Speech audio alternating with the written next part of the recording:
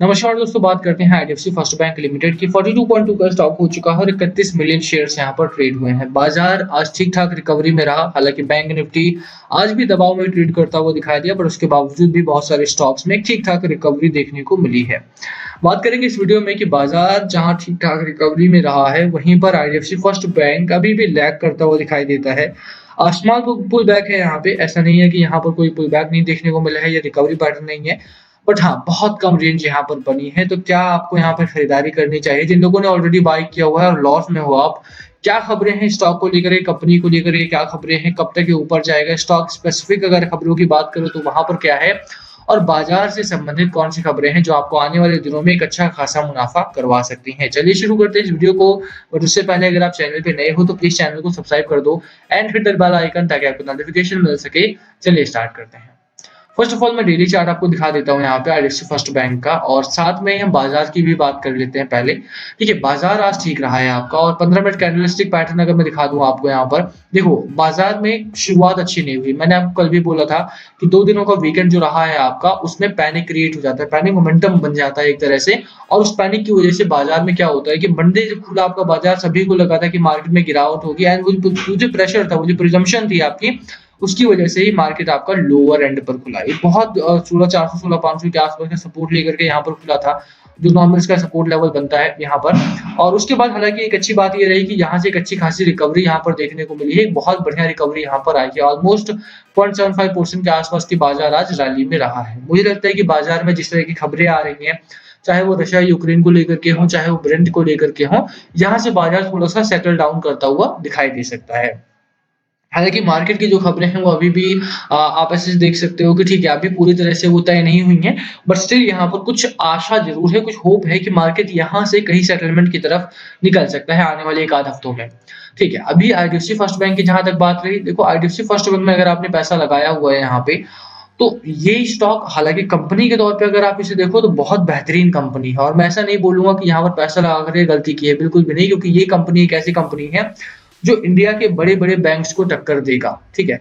अभी प्रॉब्लम कहाँ पर है? अभी द प्रॉब्लम इज़ कि यार मार्केट ना इसकी जो अचीवमेंट्स है, या इस बैंक ने जो किया है, ये जो बैंक कर रहा है लगातार, उसको ट्रांसलेट नहीं कर रहा है इन टर्म्स ऑफ नंबर्स। यहाँ पर अगर आप देखो तो बाजार आज नंबर्स में ट्रांसलेट नहीं हुआ, और दूसरी बात ये भी रही कि आज बैंकिंग सेक्टर को मौका नहीं मिला है। जहाँ निफ्टी 50 आपका 0.75% बढ़ा है, अभी 0.52% है, बट यहाँ पर अगर आप देखोगे तो 0.75% के आसपास की रैली है यहाँ पर। वहीं पर निफ्टी बैंक जो है आपका, वो 0.8% के आसपास हुआ है। तो कहीं न कहीं आपको मानना पड़ेगा कि आज बैंकिंग सेक्टर का दिन नहीं रहा है। एटलीस्ट अगर 1% आपका निफ्टी 50 ऊपर जा रहा है, तो इक्वली ना सही एटलीस्ट यहाँ पे न्यूट्रल तो रह सकता है बैंक निफ्टी, वहाँ पर 1% की गिरावट यहाँ पर हुई। अगर आप यहाँ पर देखो निफ्टी 50, तो अभी आप देखोगे तो 0.72% के आसपास तेजी में रहा है। तो वहीं पर Nifty bank on the other hand थोड़ा सा गिरावट में रहा है। तो बैंकिंग सेक्टर को आज मौका नहीं मिला है, तो आपको ज्यादा निराश होने वाली बात नहीं है। बिल्कुल आपको यहाँ पे खरीदारी करनी चाहिए, बिल्कुल आपको यहाँ पर स्टे करना चाहिए। एक ऐसी कंपनी जहां पर आपको लंबे समय में एक अच्छा मुनाफा मिलेगा, वो यही है। 40 रुपए के आसपास सपोर्ट लेवल लेकर के बिल्कुल आपको यहाँ पर बाय करना चाहिए, बट 2 शर्तें हैं। पहली शर्त ये है कि बहुत शॉर्ट टर्म के लिए बाय मत करना, ठीक है, कंपनी में, और इस समय बहुत भारी क्वांटिटी मत उठाना, क्योंकि मार्केट में जिस तरह की खबरें रही थी पिछले दिनों, वो खबरें अभी गई नहीं है। स्टॉक का टेक्निकल अगर आप देखो, टेक्निकल पैटर्न अभी भी आपका ओवरसोल्ड जोन में है स्टॉक आपका। चार्ट अगर आप देखो, बेयरिश मोमेंटम का चार्ट बना हुआ, मैकडी आपका बेयरिश मोमेंटम में है, हिस्टोग्राम आपके अपर साइड नहीं बन रहे हैं, यानी कि यहाँ पर डिलीवरी पैटर्न या जो वॉल्यूम है, वॉल्यूम अभी कंपैरेटिवली कम है, और वो होगा भी कम, है ना। बाजार में जो वॉर लाइक सिचुएशन है, बाजार में जो गिरावट हुई, रिटेल इन्वेस्टर कोई फ्रेश बाइंग नहीं कर पा रहा है। स्पेयर कैश जो भी था लोगों के पास, या तो ऑलरेडी लगा दिया है उन्होंने, या फिर पैनिक की वजह से वो निवेश नहीं करना चाह रहे हैं। तो कहीं ना कहीं बाजार में थोड़ा सा आपको वेट करना पड़ेगा, मार्केट में थोड़ा सा आपको रुकना पड़ेगा before you start buying stocks, before you start getting some points in this company. ठीक है, तो थोड़ा सा वेट करो, वो ज्यादा बेहतर रहेगा आपके लिए। जहां तक टारगेट्स की बात है, 50-52 रुपीज के आसपास का आपको पहला टारगेट यहाँ पर मिलेगा, और मुझे लगता है कि अगर आप लोअर एंड में बाय कर रहे हो, 40 रुपए के आसपास बाय कर रहे हो, तो 52 रुपए का टारगेट आप आसानी से लेकर के चल सकते हो। बट जैसा मैंने बोला, शॉर्ट टर्म के लिए निवेश मत करना, गलती से भी शॉर्ट टर्म के लिए खरीदारी मत करना। Short term in the sense ये 15-20 दिन, 1 महीने के लिए बाय कर लेते हैं, लेट्स सी क्या होता है क्या नहीं, गैम्बलिंग है वो, उसके लिए बाय मत करना, क्योंकि जिस तरह की सिचुएशन मार्केट में बनी हुई है, looking at the war, looking at the Brent crude prices rising, यहाँ पर प्रॉब्लम्स बढ़ सकती हैं आपके लिए, इसलिए शॉर्ट टर्म का खरीदारी मत करना। और जो लोग एवरेज भी करना चाहते हैं, they can go for averaging, क्योंकि मार्केट में सिचुएशन जो है वो थोड़ा सा सुधरते हुए दिखाई दे रही है। अभी के लिए आपके टारगेट्स को ध्यान में रखो और यहाँ पर आपको खरीदारी करनी है और यहाँ पर आपको बेचना है, ठीक है। लोअर एंड पे सपोर्ट लेवल आपका 40 के आसपास का है, तो करना क्या है भैया, खरीदारी कर सकते हैं, बिल्कुल कर सकते हैं, ग्रेजुअल जाना, बहुत हाई फाई यहाँ पर एकदम से बाय करने मत निकलना कि नहीं यार बाय कर लेते हैं, सारा का सारा पैसा इसमें डाल दो, नहीं ऐसा नहीं करना है। वेट करो, ग्रेजुअल बाइंग करो, स्लोली बाय करना है, स्मॉल क्वांटिटी में बाय करना है। जैसे जैसे स्टॉक आपका धीरे धीरे करके रिकवर करता है, यहाँ से स्लोली ग्रेजुअली रिकवर करेगा, वैसे वैसे करके आपकी क्वांटिटी बढ़ा सकते हो। जहां तक बात बाजार की रही, देखो भैया बाजार को लेकर ये खबरें अभी अच्छी नहीं है, ठीक है। चीजें बैक टू नॉर्मल आ रही हैं, बट प्रॉब्लम्स अभी भी हैं।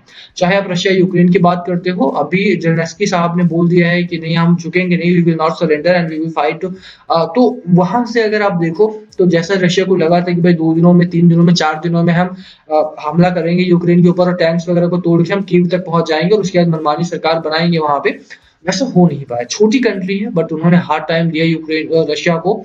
और अभी अगर आप देखो तो जर्मनी ने भी यूक्रेन के साथ देने का फैसला किया है, क्योंकि वो जानते हैं कि अगर तानाशाह निकलेगा तो उनका नुकसान सबसे पहले होगा। उन्होंने एक तानाशाह फेस किया है, हिटलर को, और वो जानते हैं कि तानाशाह कितना नुकसान कर सकता है, हिस्ट्री में किस तरह की चीजें छोड़ सकता है। इसीलिए वो नहीं चाहते हैं कि पुतिन साहब जो है वो जीते और उसके बाद वो आगे बढ़े।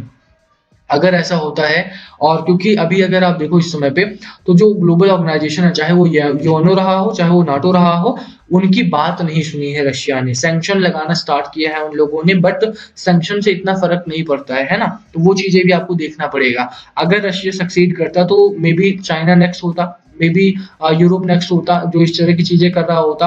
तो वो चीजें अभी यहाँ पे नहीं होने वाली हैं। लेट्स सी क्या होता है क्या नहीं। हालांकि रशिया ने बोला है कि let's sit together and talk about it. तो अभी अगर यूक्रेन के राष्ट्रपति मान जाते हैं तो वो न्यूट्रल प्लेस देख करके बातचीत करना स्टार्ट करेंगे।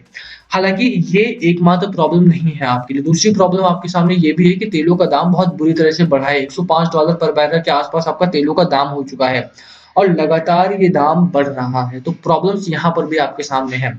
अगर प्रॉब्लम्स मतलब अगर ये चीजें नहीं रुकती हैं, अगर ये बैक ऑन ट्रैक नहीं आता है, तो इन्फ्लेशन का जो डर अभी फैला हुआ है वो आगे और बढ़ेगा।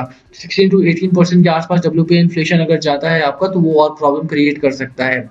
अभी इलेक्शन है, इसलिए आपको तेलों के दाम में उतनी तेजी देखने को नहीं मिल रही है, बट जैसे ही इलेक्शन खत्म होंगे आपके सामने तेलों का दाम बढ़ता हुआ दिखाई देगा और वो बड़ी प्रॉब्लम क्रिएट कर सकता है। इसीलिए मैं बोलूंगा कि देखो वॉर जो है वो आपका बिगेस्ट थ्रेट नहीं है।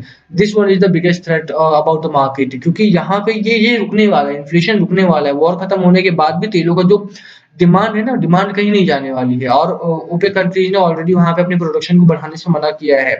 तो कहीं ना कहीं ये चीजें आपको लंबे समय में नुकसान दे सकती हैं। इसीलिए अभी 2-3 चीजें हैं आपके सामने जिसको आपको वॉच आउट करना है। इसीलिए अगर आप खरीदारी करने उतर रहे हो तो स्मॉल क्वांटिटी में बाय करना। अच्छा, बेचना नहीं है, क्योंकि इन्फ्लेशन बढ़ेगा तो बेचना सबसे बड़ी गलती हो सकती है आपके लिए।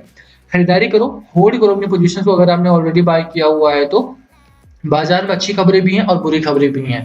जहां रशिया यूक्रेन टुगेदर आके बातचीत करना चाह रहे हैं, वहीं पर इन्फ्लेशन आपका बढ़ रहा है। हालांकि वॉर खत्म होगा तो इन्फ्लेशन थोड़ा सा दबाव पड़ेगा, उसके ऊपर तेलों के दाम पे दबाव पड़ेगा। लेट्स सी क्या होता है क्या नहीं। अभी के लिए एफआईआई डीआईए का डेटा मैटर करता है। दोनों का डेटा बहुत बेहतरीन है। 4400 करोड़ का माल डंप हुआ था और ऑलमोस्ट 4300 करोड़ के आसपास की खरीदारी यहाँ बाजार में हुई थी। मुझे लगता है कि अगर इस तरह का भी चीजें बनती रहती हैं, इस तरह की भी खरीदारी बाजार में रहती है, वो काफी ठीक है, ठीक है ना। तो मार्केट का डेटा बढ़िया है। आईडीएफसी फर्स्ट में खरीदारी करो, स्मॉल क्वांटिटी में होल्ड करो। अगर हमने ऑलरेडी बाय किया हुआ है, बेचने की गलती आपको नहीं करनी चाहिए यहाँ पे। बाकी लास्ट कॉल बस बी क्या है आपकी स्ट्रैटेजी स्टॉक को लेकर, प्लीज कमेंट करके शेयर करना। वीडियो को यहीं खत्म करेंगे। पसंद आए तो लाइक करना, चैनल पर नए हो तो सब्सक्राइब किए बिना मत जाना। Thank you for watching and please comment below पूछना हो तो। Thank you.